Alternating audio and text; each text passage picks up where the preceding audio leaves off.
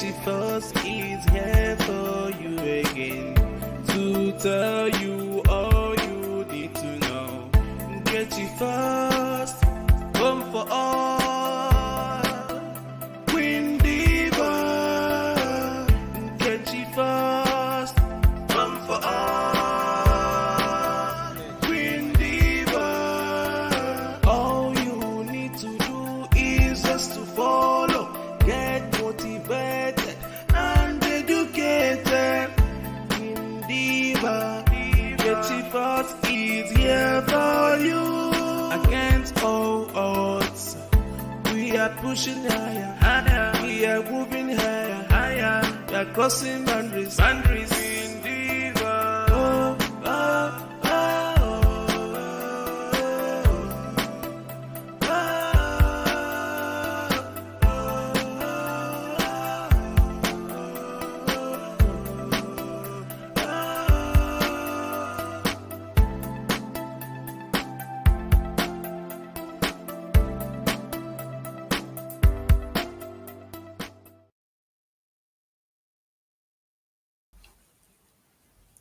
Hello, hello, hello. Thank you for joining me. So, today is the big day.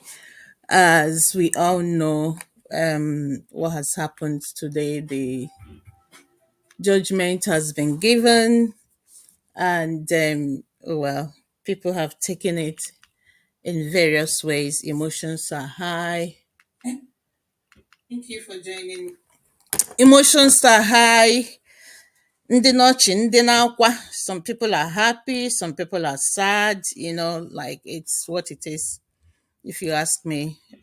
So just want to have sort of a rundown of everything that has happened this morning. It was quite a quick one. I wasn't expecting them to start that early, but obviously they did. And which is good to see, because I was thinking it's gonna be sort of a late start, but glad it's not. At least we've got it overdone with, and everybody can face their business of the day, you know. Okay. So before I start, I'm just gonna say, if you're on Twitter, please follow Nkechi First, and if you're on Facebook, it's Nkechi First, or the channel where you're watching it, the page where you're watching it will be great. Dim Odimogwe Juku, that's like my backup page. So that's where I do most of my live streams now. So do well to also follow that page. And my main page, which is Nkechi First, please follow Nkechi First, because that's basically where I post most of the videos and most of the things that I do on Facebook. Okay. And then if you're on YouTube, the channel, it's Talk Time with Queen Diva, which is obviously the channel where you are watching just now. So kindly subscribe to that channel, and don't forget that you can also do super chats on that channel, if you want to support me, if you're so impressed with what I do and you want to support. So we're just gonna go straight into it, because I do not want this live stream to stay too long. I just want it to be nice and sweet, so that anybody that comes back later can actually just watch it and enjoy it. Okay. So first of all, the big news is that the what's the name of the court? They call them Apex Court, which is the Court of Appeal, affirms Tinubu as the president of Nigeria. This would have come as a disappointment to many people, including myself, many obedience. Most people were expecting, to get sort of a contrary result, but it's what it is. So on this report on Sahara Reporters, they said the appellants had filed the appeals to challenge the dismissal of the petitions by the Presidential Election Petition Court on September 6th. So, for me, I actually thought that the speed with which this has been um, the speed with which this was treated, it's for me. I thought it was an interesting speed. I wasn't expecting that the judgment and everything else would be this quick. So the Supreme Court of Nigeria on Thursday, which is today. What's going on? I keep getting these notifications and it's too much. I don't know what it is. What's going on with my Twitter account? Guys, just let me be. Let me do this live stream, please. So, the Supreme Court of Nigeria on Thursday affirmed the election of President Bola Tinubu in the February 25th presidential election. The Apex Court affirmed Tinubu's victory after it dismissed the appeals filed by the presidential candidates of the People's Democratic Party (PDP). What is that? Nkechi first accepted. What is it I'm accepting? What's going on? Keep getting these notifications. I don't know what it is. I don't know what I've accepted, and it's now a co-host. Where? I'm not co-hosting. It's my space. What are you talking about? Nkechi first accepted. Whatever. I don't know what's going on. Okay, sorry guys. So the Apex Court affirmed Tinubu's victory after it dismissed the appeals filed by the presidential candidates of the People's Democratic Party (PDP) and the Labour Party Atiku Abubakar and Peter Obi, respectively, and respectively, and the parties. The appellants had filed the appeals to challenge the dismissal of the petitions by the Presidential Election Petition Court on September 6th. The candidates and their parties were challenging the declaration of Tinubu as the winner of the February presidential election by the Independent National Electoral Commission (INEC). The Supreme Court dismissed Atiku and Obi's appeals for lack of merit and therefore upheld the judgment of the Presidential Election Petition Court, which had dismissed their petitions for lack of merit. The presiding justice of the panel, John Okoro, earlier on Thursday said the failure to transmit results by INEC did not affect the results of the election. Accordingly, this issue is resolved against the appellants. Okay, so in case you didn't watch that live when it was going on, it was such a gloomy affair. It was so, for me, I personally find it so disappointing, not just because of the result. Apparently, it's what it is. As much as most people were expecting that we would get a different outcome, well, we didn't. But then just thinking that it was a 7/7, like, how is it that everybody judge? I didn't think I saw any of them say anything contrary at any point. They all agreed with one another, they all agreed with each other or one another, whatever the English is. Um, joined. Okay, so am I on it then? Sorry, guys, I need to figure out what's going on. I keep getting all these notifications. I don't know what they are. Um, just to be sure. Before my Twitter gets hacked, that was a joke. Oh well, you never know. Okay, so here we are. So I was saying that personally, I was a wee bit disappointed. I was hoping that out of the seven judges, that who knows, maybe one of them could say is something a bit more reasonable. But the way they were all agreeing with each other, and I've got a pain on my hand. The way they kept agreeing with each other was just like, wow. Uh, but this is Nigeria, I guess. Sometimes actually do expect so much from these people. You can't give what you don't have, I guess. So, one thing I found interesting because everybody kept saying that, especially with the FCT, that was a done deal. There was no way they could break away from it. That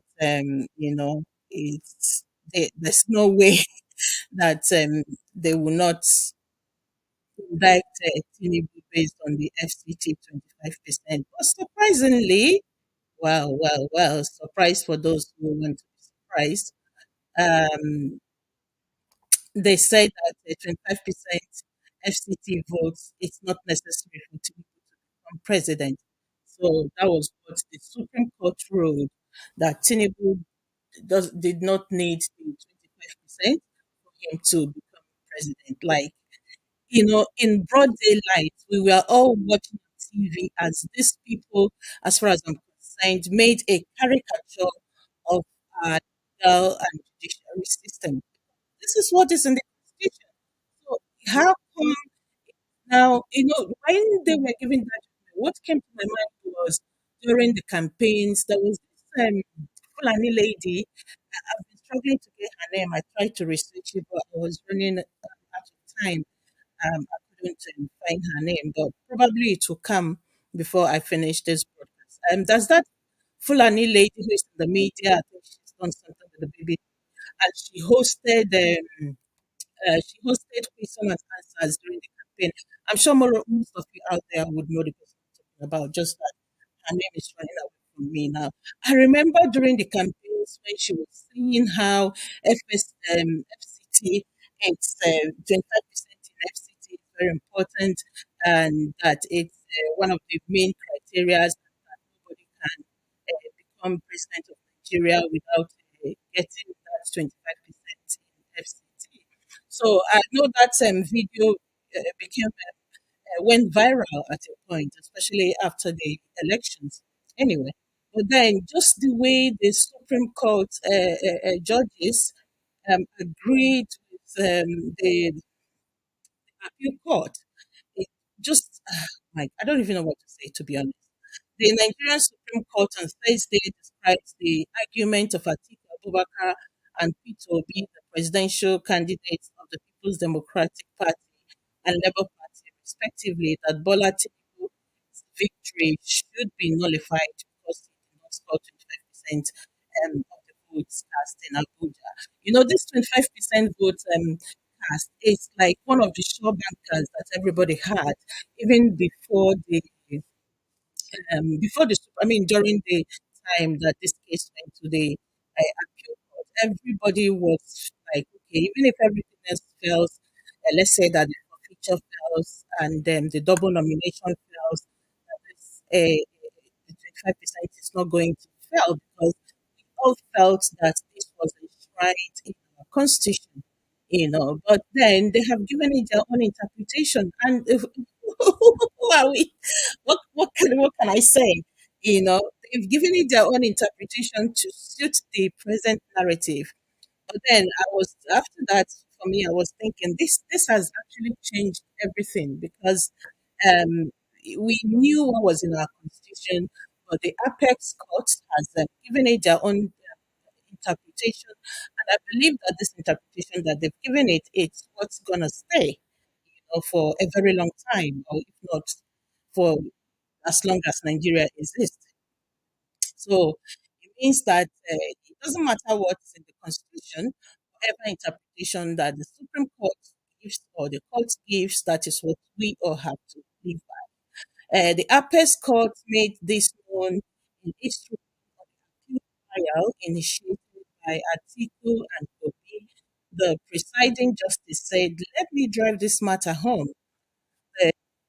the poster rendered by the senior counsel for the second respondent in the brief comes handy.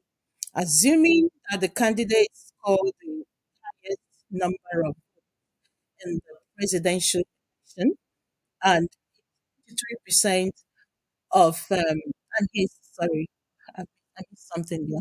And it's 25% of one quarter of votes in 30 out of 36 states and Abuja, but failed to secure 25% in the FCT. Are we saying that he cannot be president? And if you, I wish you, if you didn't watch this live, you will not get the sense.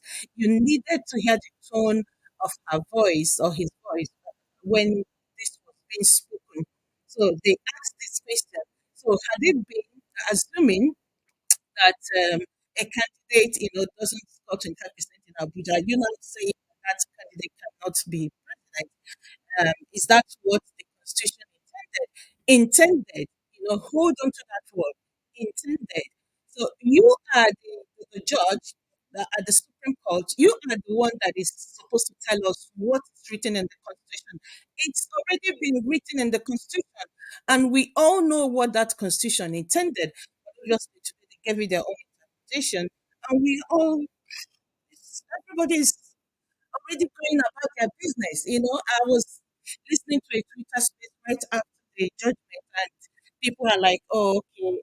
Somebody was actually speaking on how, "Oh, we should now get ready for 2027." Are you kidding me? Like seriously, 2027. We're not even 6 months into it, and the country is like this. 2027 is going to be another three and something, 3.5 years. It's just that's it. That's it. That's it. Because I was asking, that's why I'm asking this question. Okay, this judgment, because before now, before it went to appeal court, everybody's like, okay, let's calm down. Um, we're gonna follow the judicial system. We'll go to court. Okay, then we went to court, or rather, they went to court, and the judgments did not favor them. And then everybody's like, oh yeah, we'll go to Supreme Court. The Supreme Court is going to do what is right, according to what these people were saying. Okay, and everybody was holding on and waiting for Supreme Court.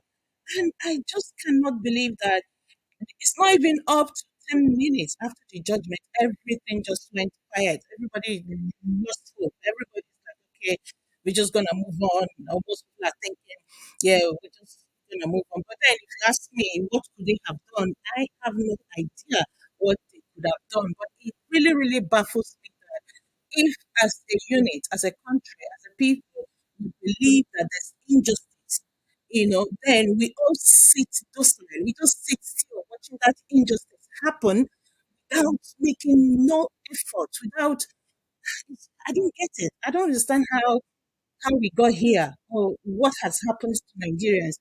The other day I was thinking, is it that there's something in the water that people drink, that when you drink it, you just can't, you know, you can't resist or challenge anything anymore. Whatever happens, you just take it. I don't know. Maybe something in the water or something in the air that everybody breathes. So when you breathe it, uh, it affects your brain. You can't think for yourself anymore. You can't challenge anything anymore. You just accept whatever is given to you or done. However it's done, you just accept it to move on. Maybe. Anyway, so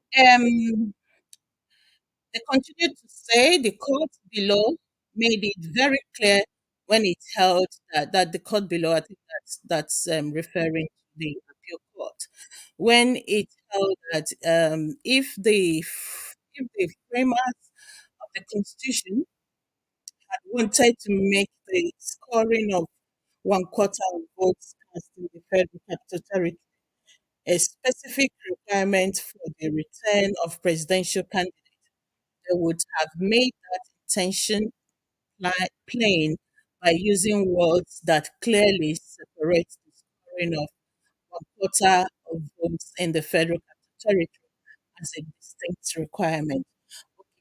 What other words should they have used if not to use and? I've been thinking about what other words they would have used to make it clear. Because one would have thought that it's as clear as it can be.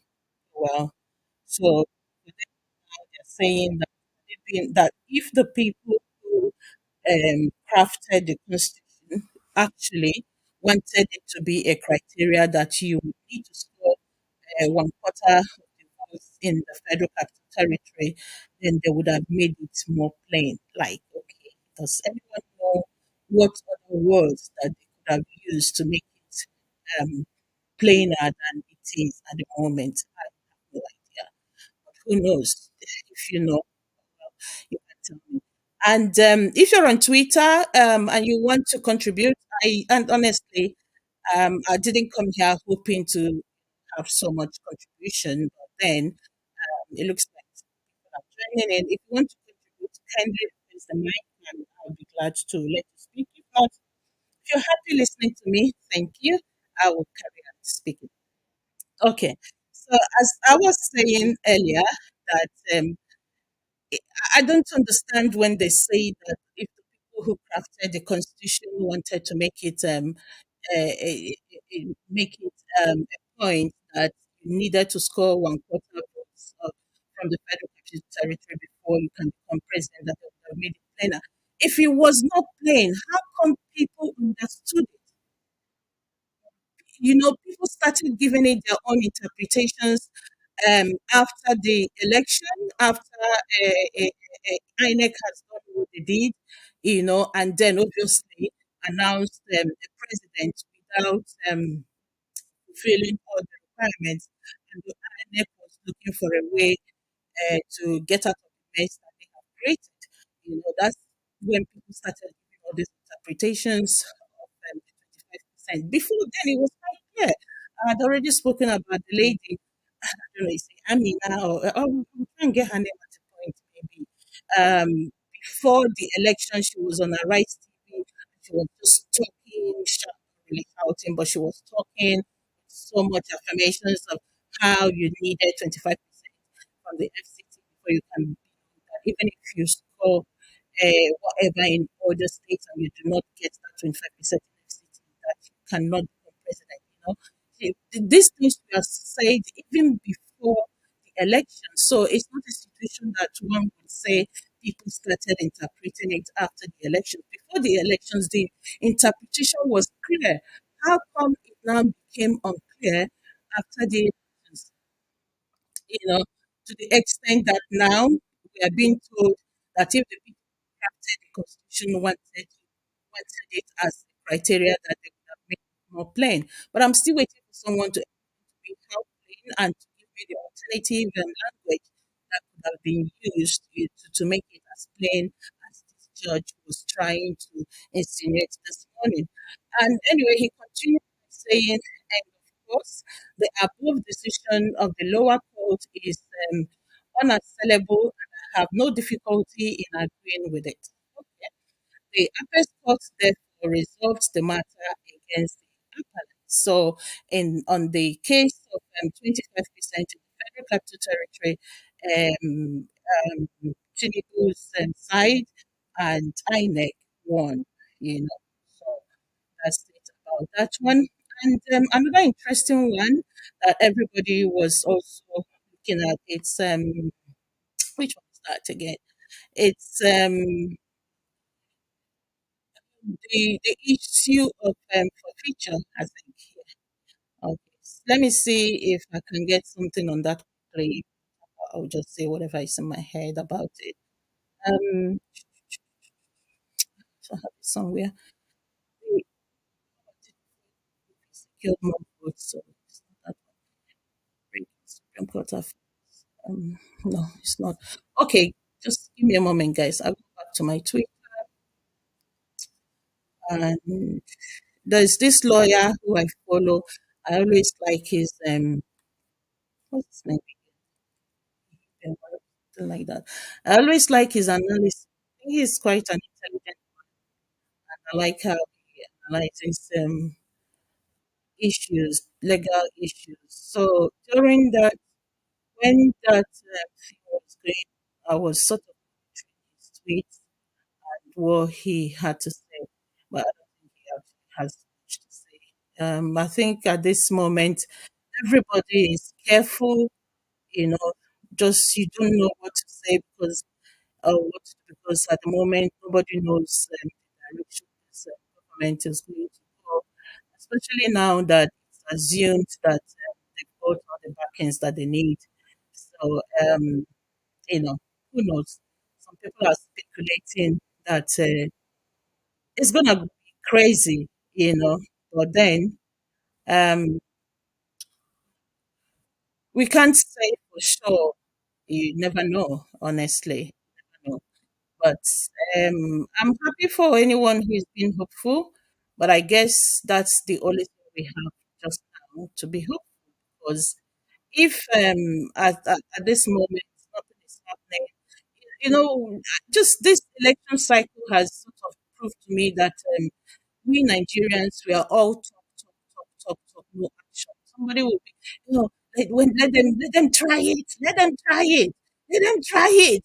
We'll do this, we'll do that. Yeah, right. After the appeal court, nobody did nothing, nothing at all.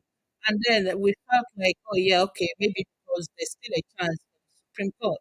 The Supreme Court judgment has come and gone, and everybody would carry on. It's what it is, really. In Nigeria, like, um, I don't know, man. I don't know.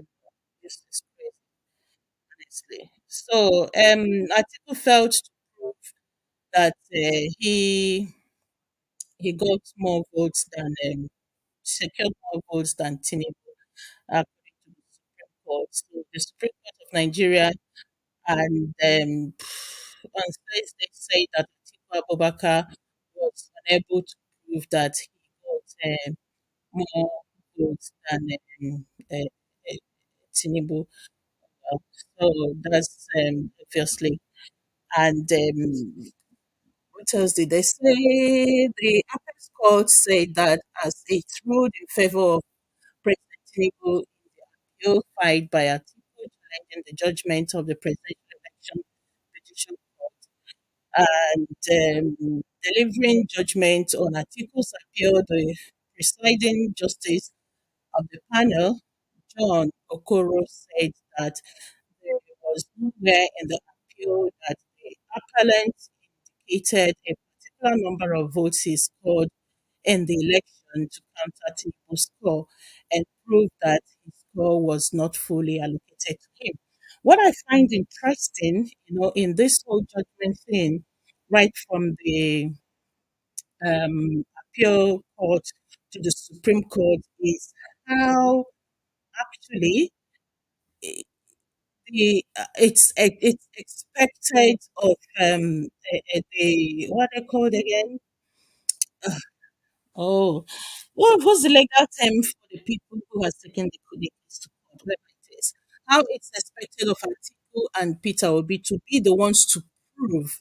Okay, look at this judgment. Part of this judgment that says that Atiku did not prove, or how Atiku did not prove that he secured more votes than Tinubu. Delivering judgment on Atiku's appeal, the presiding justice of the panel, John Okoro, said that there was nowhere in the appeal that the appellant indicated a particular number of votes he scored in the election to counter Tinubu's score and prove that his score was not fully allocated to him. How can he prove that when over 18,000 of the results uploaded by INEC are blank? I just do not understand how both the apex court and the appeal court, that none of them, was willing or had the intention of holding to account. INEC was given, like, a free hand, and to Atiku and up to Obi to have proved everything. Well, probably people in law, they would know better to tell me if that is how it works. I don't understand how INEC, who is the body that has the responsibility and has the to organize an election, a free and fair election which they agreed to do it, to organize, and they had every apparatus that they needed to do that. And they, you know, now they did not follow the things that they stipulated that they're going to follow to make the election free and fair. And people who participated in this election have grudges. And then they come to court to tell the court that we are not happy about the way this election has been organized. Why? This, that, and that, and that. And some of the things that we were promised are going to be done for the election to be free and fair. We are not done. You know, they come to court with this, and then the court tells them, oh, well, it's not the responsibility of INEC to do that because INEC have the right. Okay, let's just, because I'm just trying to create a big analogy here, but let me try to sort of bring it a bit more closer with IREF, for example. The court said that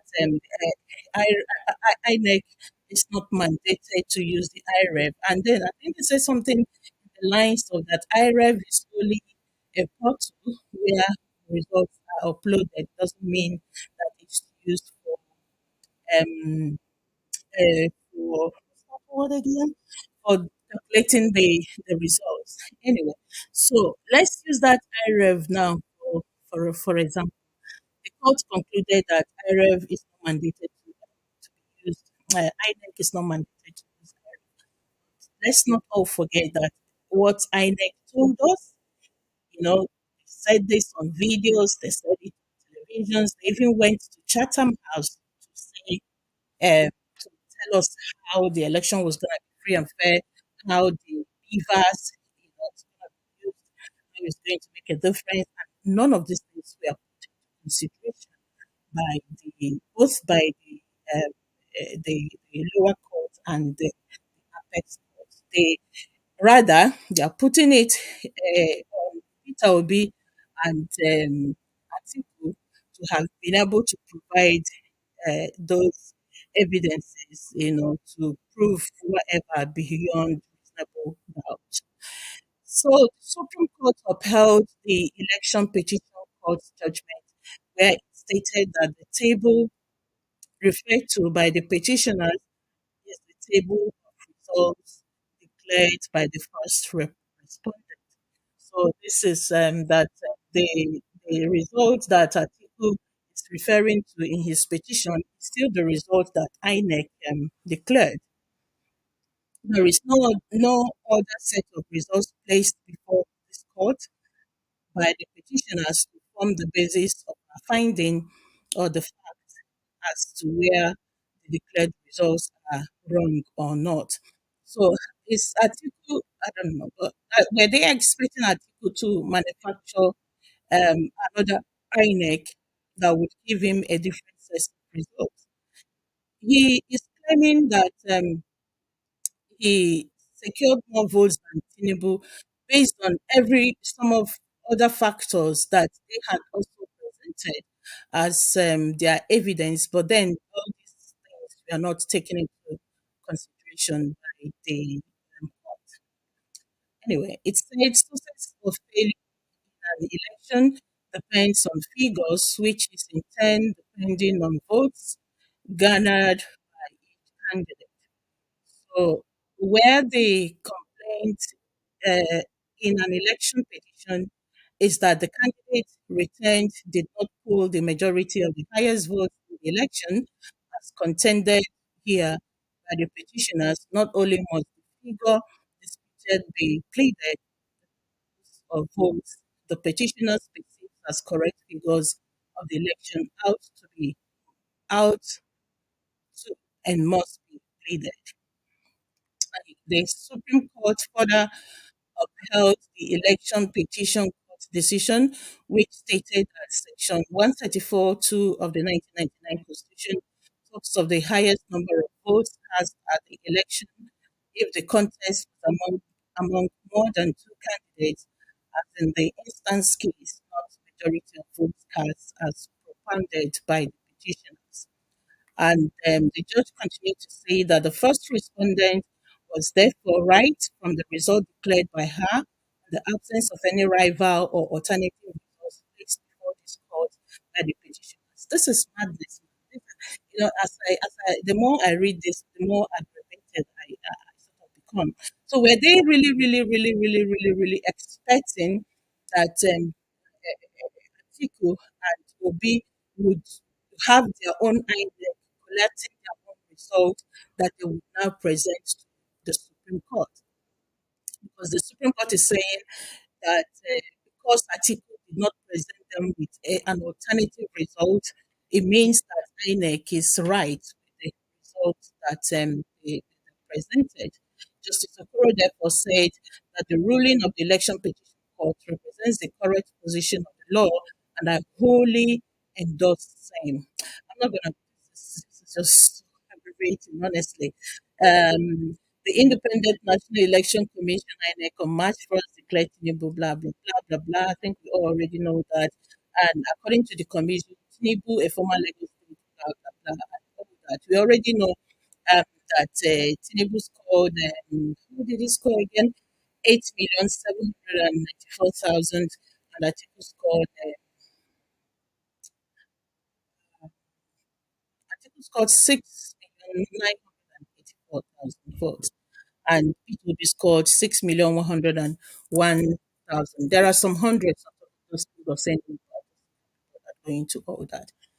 Okay, guys, so that is it. So my big question today, with all these stories back and forth, it's now that this result has been announced, what is next? What are we gonna do next? What is P2B going to do next? And what is Ati going to do next as well? That is my question I'm asking. So is this it then? Because like I mentioned earlier, remember what are these people saying? Um, I remember being on a space just like when that judgment was.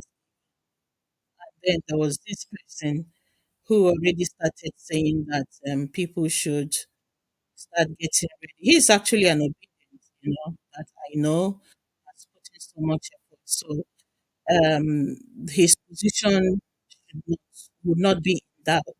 One would not say, oh, maybe now, but no person will just come, they talk. No, someone that most people already know how committed he's been, and how much he must have done. What's going? Your subscription does not support. Oh, no. Just get away, please. Give me a break. Okay, so he's someone that most people already know that what his position is and how much he has contributed the movement. But I was so disappointed to hear when he started saying, "Oh, okay, so everybody should stay strong. What to do now is that we should start getting ready for 2027." And I mean, I, as I know that's probably the reality, isn't it? I was like, okay, wow, so quick. Is that it? So all these things, all the money spent, all the time invested, all the emotions invested, everything. So it's just it has ended. So all will be good now, So, but personally, for now, I would say I'm waiting to hear what P2B's reaction and Labour Party stand is. So, I don't even know what they would plan to do. To be honest, probably I shouldn't expect much from people, from anyone, because there's no other court they can go to, or is there Sophia to say, is there? So I'm asking like Sophia now, is there any other court that they can go to? I don't think so. I have no idea. I don't think so. So, which means that what are our options now? What are the options? Because Arsenal is in from how mess smell, you could take know how the shit could be. So it's not even, it's like roughly 6 months that this present government has been in power, and look at the state of the country. So, all right, son. So is that it? Like, it's everybody just gonna pack up and go home, then wait for the next 4 years to do this again? To what end? You know, personally, I don't even have any skill, anything, anything election in Nigeria, or to even have any hope of anything, because I seriously doubt that there would be, at least in the near future, doubt if there would be any election that people would participate, that people would invest their emotions, their money, their resources, their everything like that of 2023. I honestly doubt it. And I know that the numbers that they said came out to vote is quite low. That's not an honest number of people that came out to vote, because obviously we all know what happened during the elections. The governor's one was not they didn't start on time. Sorry, the presidential election, there was a lot of delays. Most places, INEC officials did not turn up. Most places, elections were cancelled. Even when they turned up late. There was just so much that disenfranchised a lot of people during that presidential election. So a lot more people may have come out to vote, but unfortunately, they didn't vote. Their votes did not count. So I don't think that there's going to be any other election in the near future in Nigeria where there will be as much mobilization as we had in this 2023 election, where people were going out in the street, calling out people, going house to house, using every strategy you can think of to get people to go get their PVC, and paying, sending money, and so many things for people to get there to participate in that election. I honestly don't think that we would see a situation like that in the future.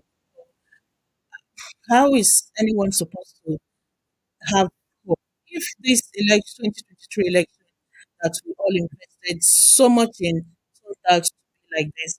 For me personally, I honestly, it's not about who is in power. For me personally, I don't know what else what other people can answer, but it's about the process, about the whole process from the getting of the BBC, what is it called again? Voters card, whatever it's called. From getting the voters cards to voting, to calling the results, and even to today, like going to court, the whole process, how it was handled, there is no integrity. There is no people. There's no trust. It's just, if it was handled in such a way that one could look at it and say, "Oh yes, we give it our best shot. Maybe my candidate did not win, or my favorite did not win, but at least I tried. We tried our best," and you see uh, how verifiable that the results are, and see how the integrity of the whole process, then you would have faith in the system, and you would have the morale to say, okay, I'm going to go back, pick up my pieces, and prepare for next time. But not with this type of election that we had in 2023, crying out loud. How is anybody supposed to come out in 2027 to vote again? I don't know. People that would do it, now pass me. For me, this 2023 was sort of my last chance. Like, okay, I'm going to give it everything and put my trust in it. And it's unfortunate that by Nigeria. Again, I believe like most other people may have also been. So it's quite unfortunate. That wasn't the intention of people that put in everything in it. And I know when this result, whatever that happened today, is a situation of some will be happy, some will be sad. I mean, I do understand that. The happy ones will think that whatever happened today is what it should be. And people like me who are thinking contrary, people will be looking at me like, well, is she is she okay? I believe, is she okay? What is she talking about? I guess that's what it will be. But for people that thought it's what they said, they would be happy and they would think, yes, we won. And for them, none of the things I'm saying here actually would make any sense because it's anyway in a way, and not be so that they talk any which way in a way, or something like that, and that we say in Nigeria. So at the end of the day, for some people, I guess the ends justify the means, isn't it? So they've got the outcome that they wanted, they've got an end, and it doesn't really matter how they got there. So that's Nigeria for what it is, but it's unfortunate because um, if we continue doing things like this, I don't know how we're going to be able to make progress, yeah, as a country. You know, I don't know how we can make a progress as a country if all we do is every time young people put their trust in the system lets them down continuously without even batting an eyelid. So how do we? I don't know. I honestly don't know how we plan to sustain whatever we are doing as a country now, how we are planning to sustain it and sustain having a country to being run that way. When I was watching in the morning the judgment, all that was just going through in my head is that this country has been hijacked. Fortunately, that is how I feel.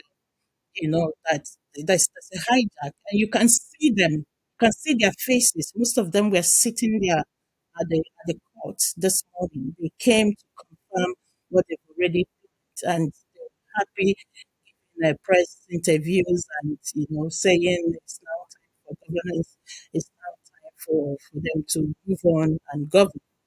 Oh well, there's nothing I can do apart from talking and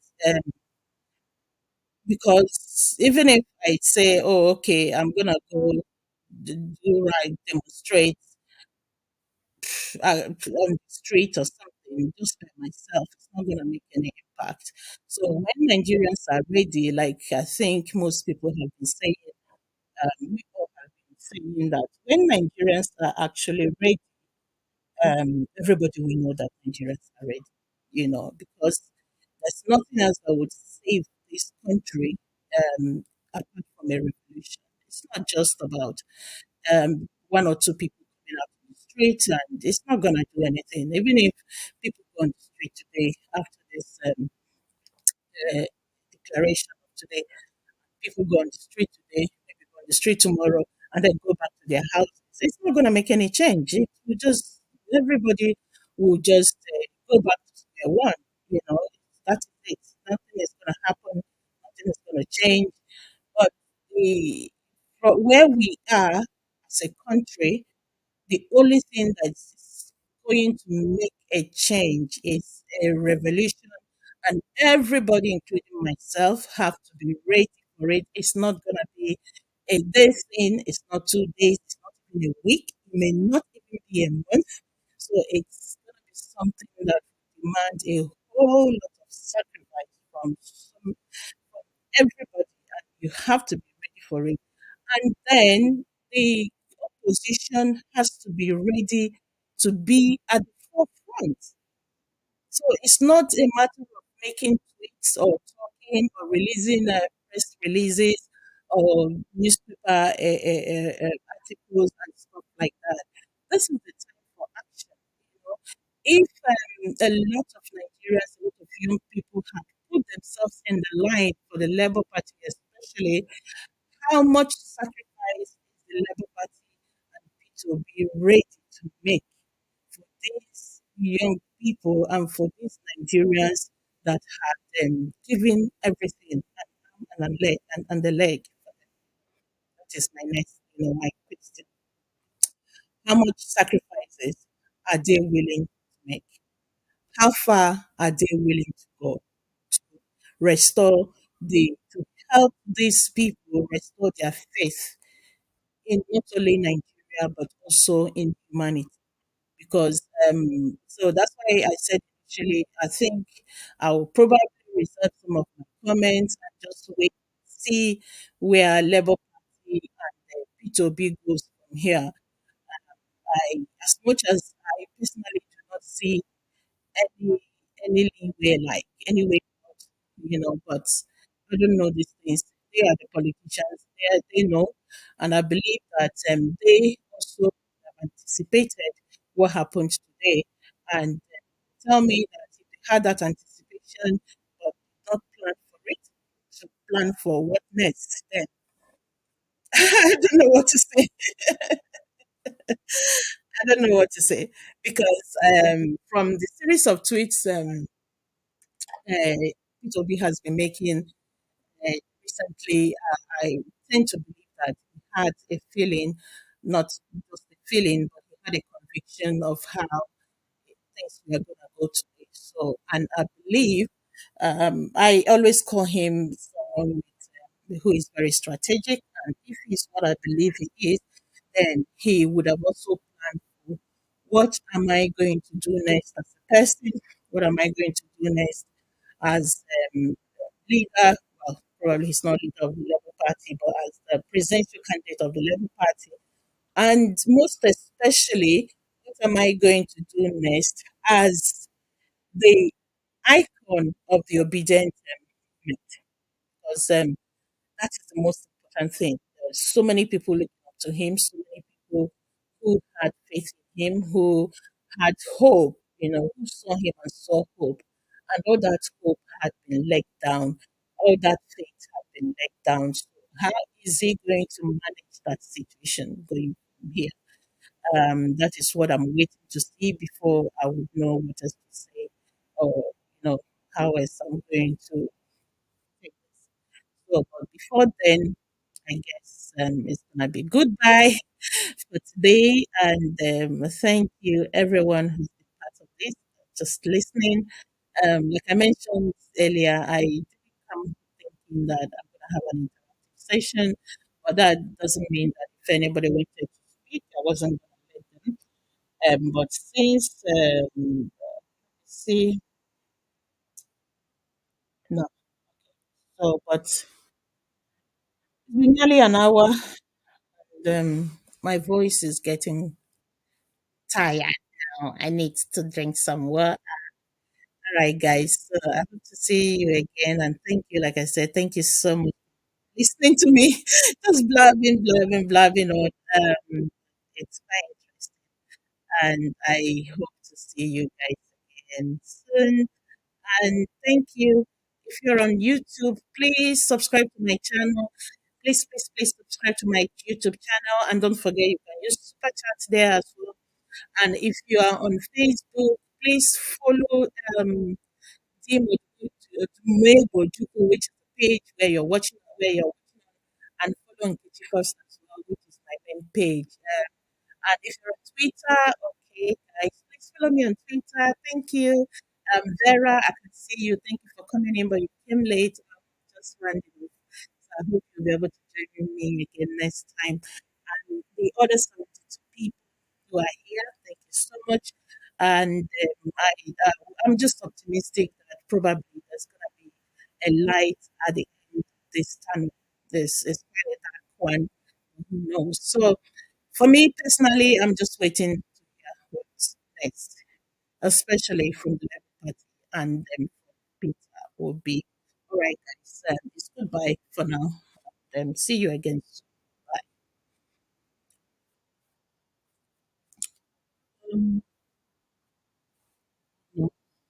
Paste my.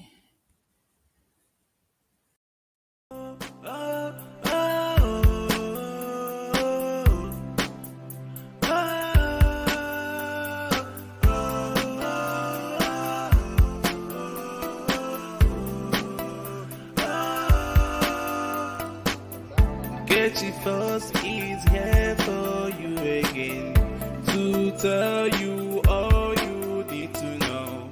Get you first, come for all. Queen Diva, get you first, come for all. Queen Diva, all you need to do is just to follow. Get motivated and educated.